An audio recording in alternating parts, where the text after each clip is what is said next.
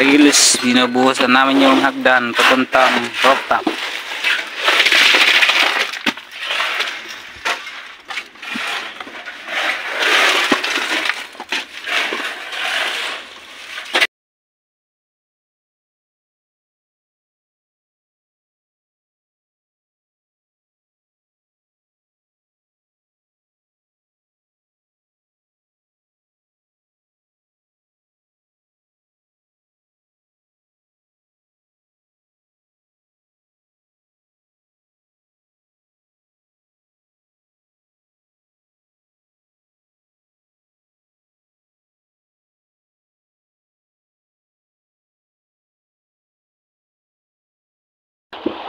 Bye.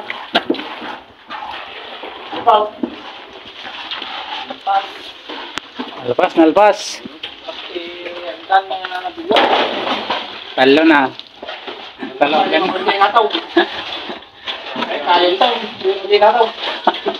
Dapat dyan, busan tapay, arabin tapay agdan dyan, papapay. Mapan dyan, port floor.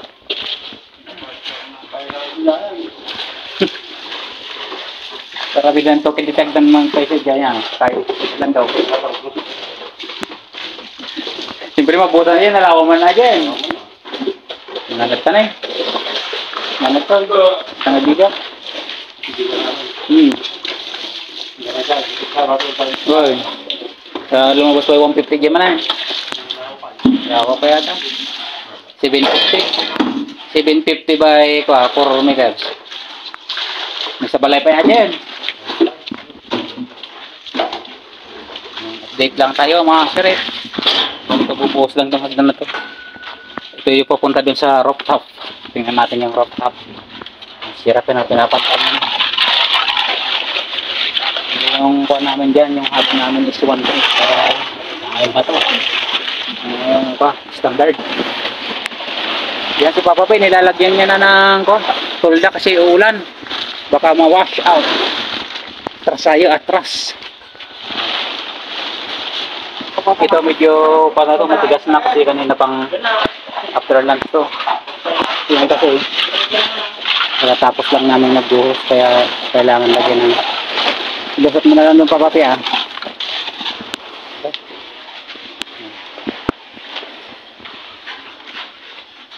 Update tayo. Pasyal ko rin kayo. Yung dito sa family room. Ito yung family room. May balcony doon. Tapos pasok mo dito ilalagay yung pinakapintuan papunta dito sa master bedroom. Bali asintadahan pa namin ito dito. Ito yung CR ng master bedroom. Yan. Ito naman talagang yung master bedroom. May sarili siyang doon. Pinaka balcony doon. Okay. Ito naman tayo dito. Ito yung hagdan papunta doon sa baba. At the same time kasi may hagdan pa doon mga sired sa labas papuntang rooftop. Kaya bali tatlo na yung hagdan na nabuhusan namin. Ito naman yung room dito sa kwarto, isa. Yan. May sarili din siyang balcony and then may sarili siyang CR. Tapos dito naman tayo isa. Yan. Bali ito yung magiging common CR namin. Tapos may kwarto dito na malaki. Yan, bali apat yung panito kwarto. Punta tayo dun sa baba, sa first floor. Yan tayo dito sa agdan. Binuhusan natin to last week. Yan. Yan. Pasyalan natin yung kinisama nila.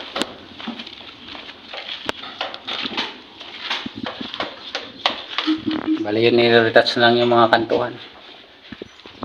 Tapos na dito yung ceiling. Yan, naka-cove ceiling design. Yan, bari yung tiles natin. Tatiles na kasi natin to. Pinapakanta na natin itong mga window para magamit ng mga workers kasi kulang yung pagtulugan nila. Yan. Okay, let's keep it on. Ito na yung update dito sa baba. Ito kasalo ko yung nilalagyan ng ceiling. Ito na rin yung electrical niyan. Ay, hindi pa natatanggal to kasi under ko siya. Curing period. Yan.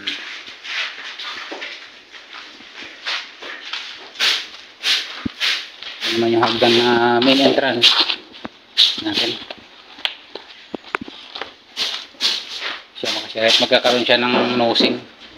Yan. Bali naka-apa siya. Naka-angle. Naka-eskwala siya papunta doon. Ito yung perspective niya, yung yan, hagdan na papunta doon sa rooftop view deck. Tapos may hagdan pa tayo doon, hagdan dito. Iyon yung binuhusan namin kanina, yung continuation yung papunta doon sa roof deck. Okay, ito na yung mga materials natin for ceiling. Tingnan natin dito sa labas para makita nyo yung natin accomplishment 2 months and 1 week accomplishment. Yan na siya.